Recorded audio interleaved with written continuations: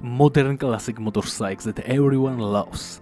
Welcome to my channel, I am Thomas, and if you are interested in motorcycles and everything about them, then subscribe to my channel. My channel is all about motorcycles.